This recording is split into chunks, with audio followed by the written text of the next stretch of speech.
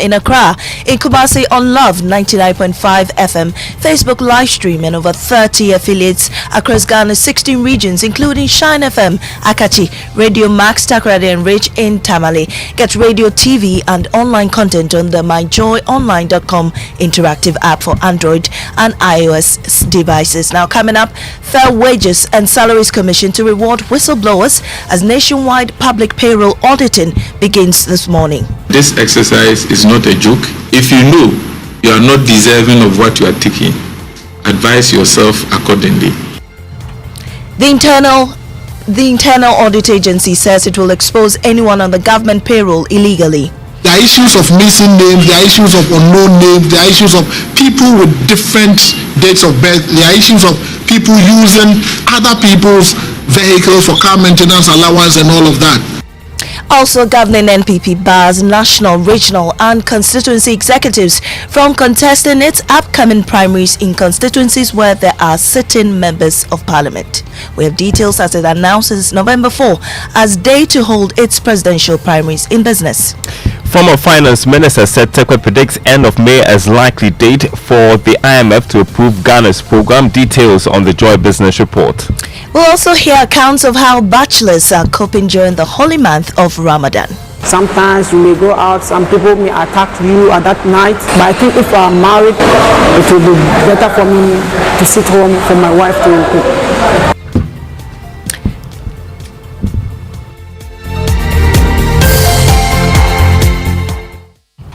I am Maame Esi Thompson. Now the details. The Fair Wages and Salaries Commission is rewarding persons who volunteer information on payroll irregularities in public sector institutions. The commission last month announced it would embark on a national payroll monitoring exercise in accordance with the act that established it. Chief Executive Officer of the commission, Ben Arthur, says the exercise will sanitize the public sector payroll and help identify the lapses and inequalities in the benefits and allowances of public sector workers. This exercise is not a joke. It's a very serious exercise. If you know you are not deserving of what you are taking, advise yourself accordingly. If in our operations we come across those who are not benefiting from certain allowances and they have even been misplaced as far as grade is concerned, we will have to take steps to correct same.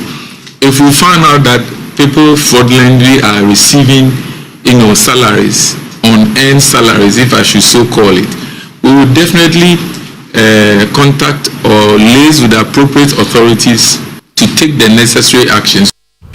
Now, Director General of the Internal Audit Agency, Dr. Eric Odrosan, is pledging support for the exercise. There are issues of missing names, there are issues of unknown names, there are issues of people with different dates of birth, there are issues of people using other people's vehicles for car maintenance allowance and all of that. Sections 96 and 98 of the PFM Act is clear that if you earn unearned salary or you contravene the Public Financial Management Act by way of getting government money into your account illegally, you can be sanctioned. That's Director General of the Internal Audit Agency, Dr. Eric Odrosan.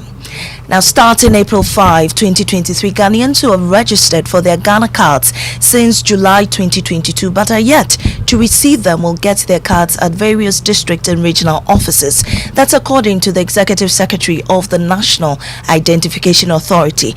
This follows an earlier promise made to Parliament to print the over 500,000 backlog in 11 days upon receipt of the blank cards, which were seized because of debt owed the NIA partners. Professor Kenneth Ajiman Atefa spoke to Joy News. It has cleared the backlog of 541,529 Ghana cards that were in NI database by way of backlog. It has done so, or it did so within the 10 days that it promised. And it started on the 18th of March 2023 and completed the exercise on Monday the 27th of March 2023. Professor Kenneth Achiman Atefa is the Executive Secretary of the National Identification Authority. Now, the governing New Patriotic Party has barred its national, regional and constituency executives from contesting its upcoming primaries in constituencies where there are sitting MPs. This equally applies to metropolitan, municipal and district chief executives.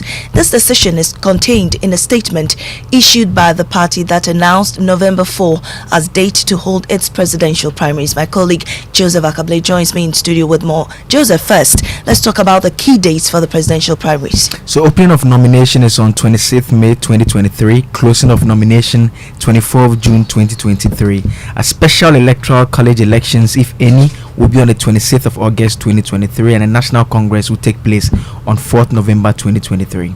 How about the parliamentary one? For orphan constituencies, opening of nominations will be 16th June 2023, closing of nominations will be 14th July 2023, then elections will take place from 1st August to 2nd December 2023. Right. Now tell us about the directive on those who cannot contest. The National Council further barred national regional constituency party executives and MMDCs from contesting in constituencies where the party has certain members of parliament. The party has also approved detailed rules and regulations to govern the conduct of both the presidential and parliamentary elections, which will be made available to the public in due course. And the statement is signed by Justin Kodua Frimpong, the party's general secretary. Thank you, Joseph. Now, the Small Arms Commission is serving notice of working with the police to track down whether guns that were displayed in a viral video accusing its men of extortion were registered or not.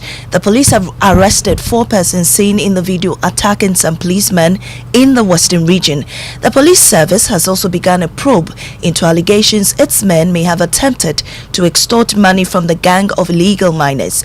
Videos capturing the incident went viral on social media, sparking calls for arrest of the officers and the gang.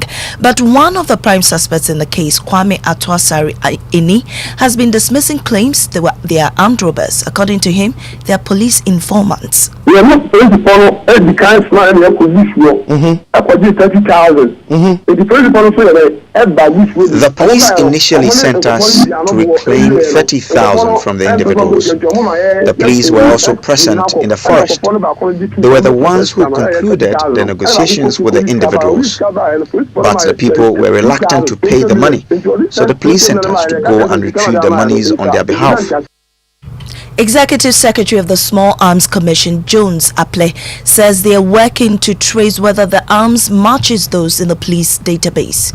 Sure. So we are going to collaborate with the police to know to have a look at the weapon and see if it has some serial numbers and all that. We'll go into the police system whether these are registered weapons, or not. Okay. So that is something that we do. We've also helped the police to mark, their weapons, so that it becomes easy. If you find these weapons anywhere. I think about 2 years ago or so, we heard about these secessionists in the Volta region that were able to get hold of some police weapons. When the weapons were retrieved, it was easy to realize or to find out that these are the police weapons. Also, 51 suspects who were arrested in connection with the attack on the Benso operational site of the Golden Star Wasa Limited, resulting in the burning of several properties of the company, have been remanded in police custody by the Takwa District Court B. The court, presided over by His Lordship Isaac Osasari, upheld the plea of the prosecution to be given enough time to enable them complete their investigations and adjourned sitting to 14 April 2023. The Group Corporate Affairs Manager of the company, Gerard Boache, who was in court, says they are happy with the proceedings. For us, it was done fairly because they were quite concerned about the rights of the accused, and because a group of suspects were arrested much earlier, and in the process of the investigations led to the arrest of 3 other sets, and so the prosecutor were requesting time from the judge, was explaining that it was during the investigations, which is uncompleted. Young working single males are stressed, hard-pressed for time, and rarely prepare meals at home. Some depend on home deliveries, takeaways, and food joints to prepare a decent iftar, the breaking of the fast. They say it is a real-life struggle that must be addressed. In the following feature story, Joy News Mahmoud Mohammed Nuruddin spoke to some of them. I live alone, I'm not married, I do not stay with my parents. I have to make sure I come around to get something to break my fast even before I get home. Sometimes when you wake up at dawn, going out to buy even bread and egg to come and eat for the fast, it's not easy. Sometimes you may go out, some people may attack you at that night. But I think if I'm married, it will be better for me to sit home for my wife to cook. So. And on that note, we end the bulletin in our top story. Fair Wages and Salaries Commission to reward whistleblowers as nationwide public payroll auditing begins this morning. I'm Maame Esi Thompson.